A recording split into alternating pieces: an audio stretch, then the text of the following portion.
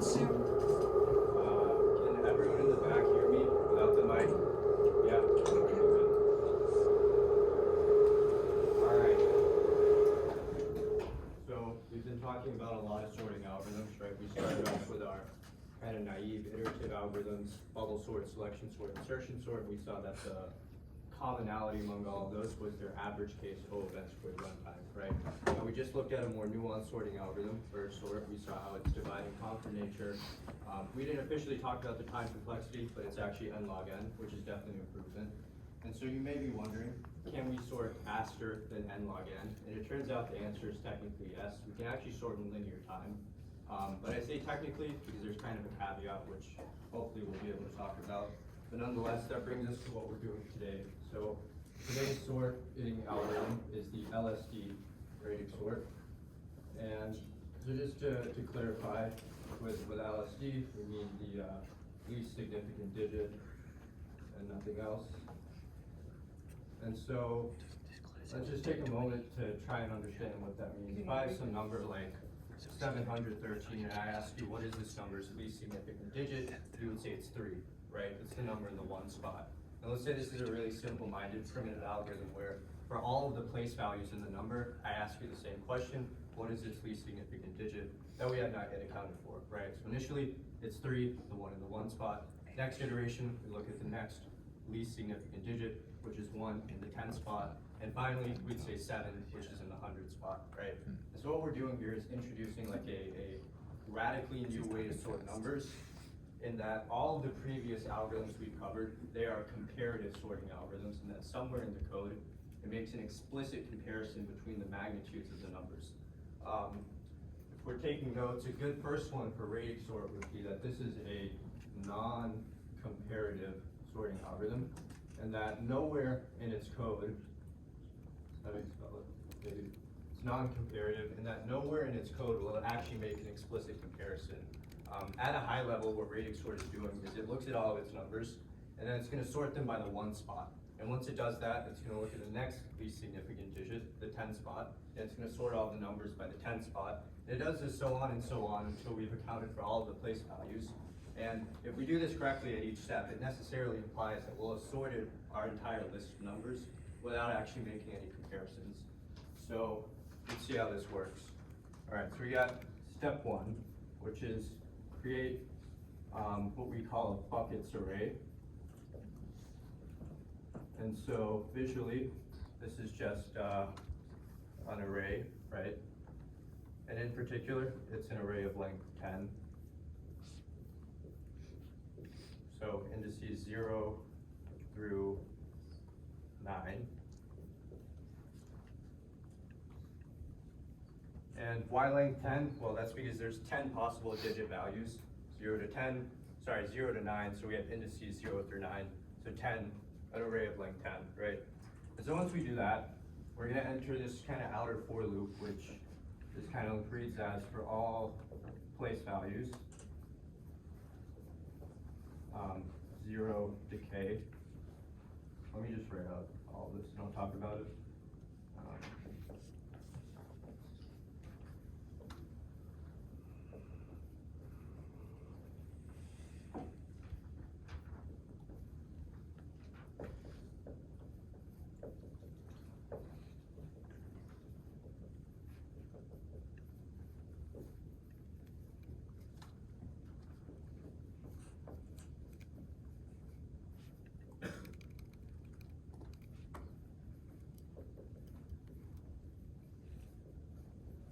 Okay, so what we have here is kind of the first half of Radix Sort.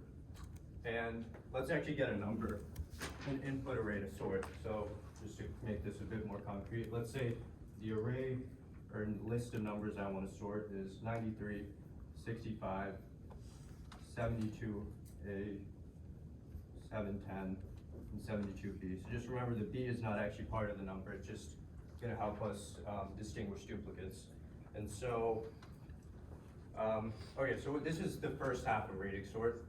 Step 2 reads as for all place values 0 to k. And that's just a reminder that Radix Sort is an iterative process in that whatever it does that follows, it does it once for each place value. And so what do we do for each place value? Well, we first enter another for loop that loops through each number in our nums array, right? This is nums. And for each number, what we're gonna do is find the kth digit of num, right? So initially k is 0. The kth digit of our first entry is 3, right? The one in the 1 spot. And so what we're gonna do is take this number, num, and place it in our buckets array at index d, right? So d is 3 because we're on the first iteration. What we're gonna do is we're gonna put 93 in this bucket, like that, right? And then we just do this process for the rest of the numbers. So we're at 65. We're still on iteration k equals 0, so we're gonna place 65 at bucket 5. And then our next number, 72a, that's 2, right? So we're gonna place him at here. And then we get 710, right? So that's 0. His least significant digit is 0. And then we have the 72b. So initially, it might seem like we have a problem. This index is already occupied. So what I'm gonna do is I'm gonna be clever about my bucket structure. And I'm gonna say, while it is an array, I'm gonna say it's an array of linked lists. And so that's kind of like the power that generics in Java affords us. We can do things like that. And it shouldn't be too foreign of a structure. We've seen something similar when we did our externally chained hash maps, right? The backing array, while it was an array, more specifically, it was an array of linked lists, and that's how we handled colliding map entry objects. So it's a very similar idea in terms of functionality. Okay, so now we've kind of populated our bucket structure, so we've done all of these steps. And so the second half is kind of emptying our bucket structure.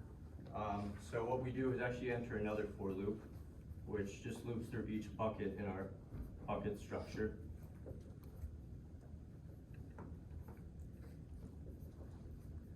And so for each kind of linked list chain, what we're gonna do is pull the element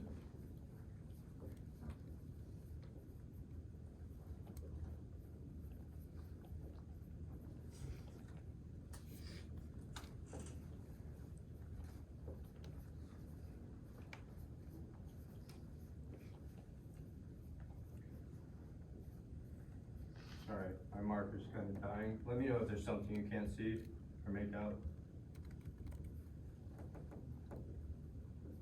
Okay. So basically, once we populated our bucket structure, now we need to empty them. So going left to right in our buckets, we're basically gonna remove each element, right? So we're gonna remove 710 and place them back in our nums array, also going left to right, so like this. And then we go to our next index. 1 is empty, so we don't have to do anything. Now I get to index 2. Because I added to the back, I'm gonna remove from the front. It's important that you do that. I'm always gonna be adding to the back, and I'm always gonna be removing from the front. You could do it vice versa, but you have to be consistent with it. So for this example, I'm gonna stick with adding to the back and removing from the front. So I remove from the front, 72A, he's gonna go here, yeah. 72A goes here, and then I remove 72B, so he goes here, and then I get to 93, get rid of him, he goes here, and then my last element, 65, empty that, put him back in my nums array. So, obviously we're still not sorted. And it may not seem like we've made any progress, but the nice thing with Radix Sort is after some iteration k, we can guarantee that the numbers are sorted up to the kth digit, right? And so this is good, like on an exam, if you have to ever diagram this before you move on to the next iteration, make sure you did the iteration you just did correctly. So let's check ourselves, right? I have 0, 2, 2, 3, 5. So while the array itself is not sorted, it's sorted up to the 0th digit. And since we've completed iteration number 0, we know we did it right. And that's all it is. We just have to repeat this for all of the remaining place values, right? So now k equals 1. So we look at the 10 spot, which is 710. So we're gonna put 710 here. And then we get to 72, he goes to bucket number 7, 72A. And then we get 72B. So we just chain them to the back, and then 93, which goes here, and then 65, which goes there. Okay, so that's steps 2 up to 2 sub 2. Now we enter substep B, which is just remove it. It's the same idea as before. So we remove 7, we loop through our buckets left to right. Nothing at index 0. Index 1 has 710. Remove it. 710 is already there, so nothing to do. And we get to 93. Remove it. So we'll, yeah, 90. Okay. Did I mess up? Yeah. Yeah, what did I, sorry. Just 93. You're looking at the ones place. Yeah, good catch, sorry about that. Okay, this, 65 goes in the 6.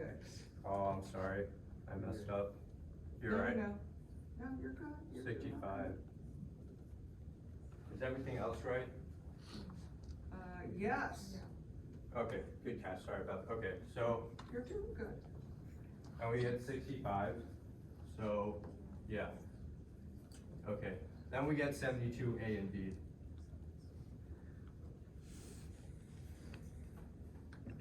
Right, so clear that bucket. And our last one, 93, he goes here. Okay, so let's check ourselves. Is this sorted up to the 10 spots? So we have 10, 65, 72, 72, 93. Looks good. And so we're almost there, right? We know that 710 just needs to go to the end. And let's see if this third and final iteration will do that. So we're on K equals 2, right? The 0 line second index is 7. We put 7, 10 at bucket 7.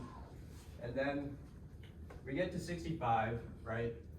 It doesn't have a conventional third place value, but we know we can prefix it with any amount of leading zeros, and its understood value doesn't even change, right? So when we get to K equals 2, the second index is just 0.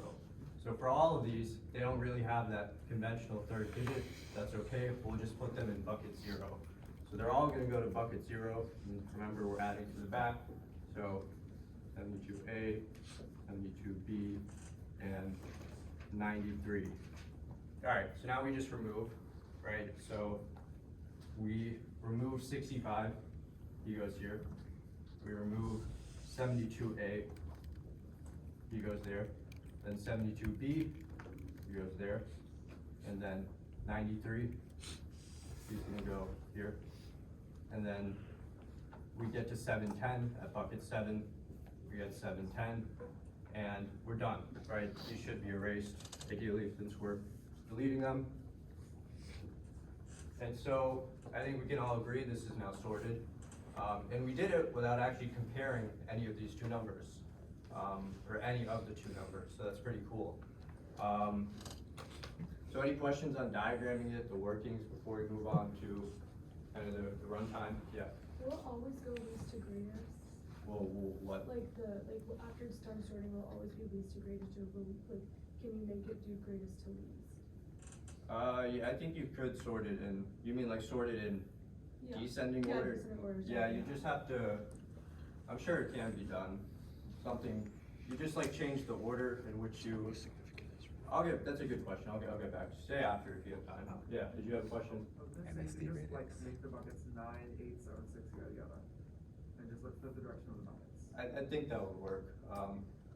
Well, Sure. Okay, so you don't wanna do that, because right now we're only dealing with positive numbers. Yeah.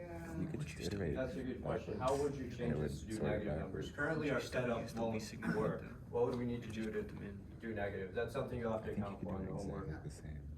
And then just Any iterate from ideas? 9 to 0. What you'd have to do is you'd have to create a bigger buckets array, which would be of like length 19. And so you'd have your indices positive 0 to 9. You'd also have buckets negative 9 to negative 1. And so if the number's negative, you'd add them to its associated negative bucket. So it'd be a bucket size of 19. So that's how you do negatives. Yeah. So how do you account for the fact that you don't know how many Yeah, that's a good question. You would have to do that at the very beginning. You do an O of n loop to find your largest value by magnitude, and that would help you find K. I didn't explicitly do that, yeah. For the negative buckets or positive buckets, when you only put something in a negative bucket if it's already its most significant digit, because that's the only digit that has a negative sign in front of it. No, When if- you do it- So like if we had negative 1, 2, 3, on the first iteration, it goes to bucket -3. Second iteration goes to bucket -2, and then -1. Okay. So if it's negative, it always goes to a negative bucket. Okay, yeah. How did you sort the letters again? Does that count as like the ones place? So the letters are not part of the number itself. Those are just subscripts to denote, to distinguish duplicate elements. They're both 72. We'll get back to that in a second if we have time. But yeah, they're just subscripts. They're not part of the number itself. Okay. Okay, so the runtime at the beginning, I said this was O of n, and it may take a little convincing to see why that is, right? So let's say we were sorting numbers 312, 72, and 404, right? So on the first iteration, I look at these n elements, right? And for each of these n elements, I do O of 1 work on it, right? That may also take some convincing. Why is it O of 1 work? Well, first, we have to extract the digit, which is just a combination of a modulus and a division, so it's O of 1. Then we add it to the back of a linked list, which is O of 1, and that's because we're using Java's linked list. It's a doubly linked list with a tail, so we can use an O of 1. Then, after we do that, we remove from the front of a linked list, which is also O of 1, and we add it back to our original array. So that's also O of 1. So each of these n elements get O of 1 work done on it. So this particular iteration is O of n, right? But I do this 3 times, right? I do it for this column, this column, this column. So in this particular case, it ends up being O of 3n, right? Because I did 3 iterations. So you might see where I'm going with this. What if I had a really big number to sort, like, I don't know, this. Big number, right? So in this case, it'd be O of 1, 2, 3, 4, 5, 6, 7, 8, 9, 10, 11, 12, right? So this example would be O of 12n, right? So that's not a very great runtime.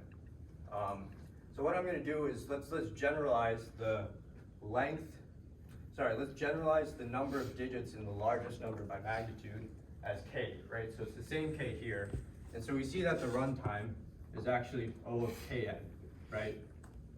And so now the question becomes, which is better? O of kn or O of n log n, right? We know merge sort and quick sort let us sort in n log n. And so it really boils down to 3 cases, right? We have the case when k equals log n, right? So in that case, if we do a substitution here, a little rearrangement, we see that O of kn actually equals O of n log n. So in terms of big O asymptotic runtime, we could use radix sort, we could use merge or quick sort, and we get the same runtime, right?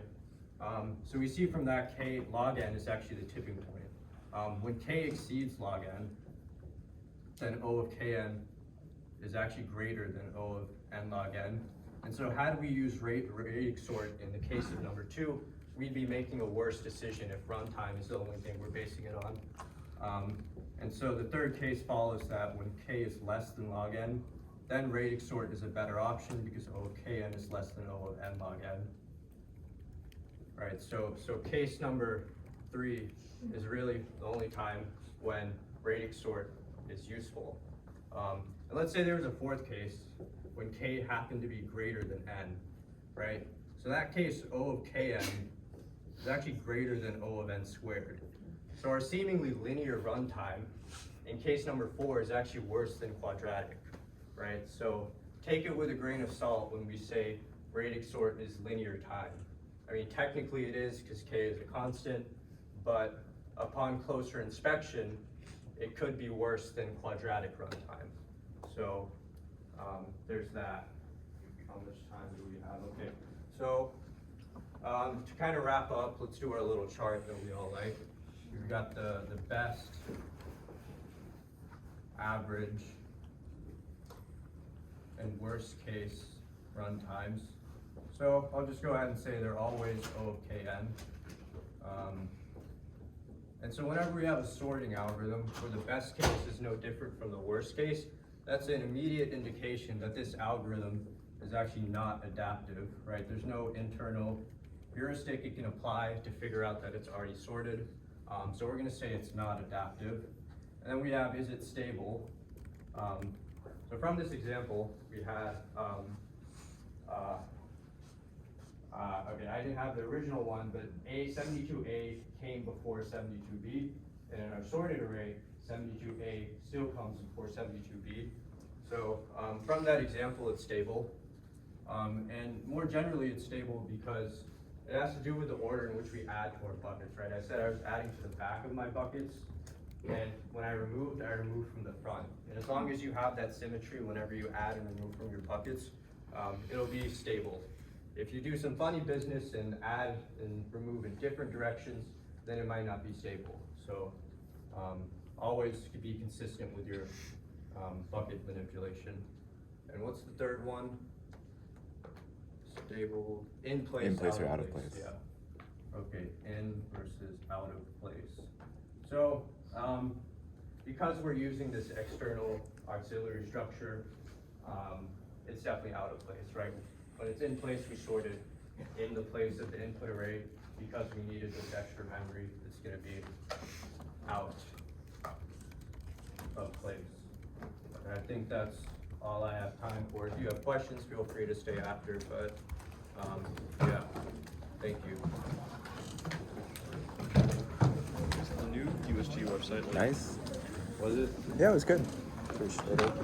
Wish I had more time, but I think it was a pretty good amount of time. Able to cover I was everything. under the impression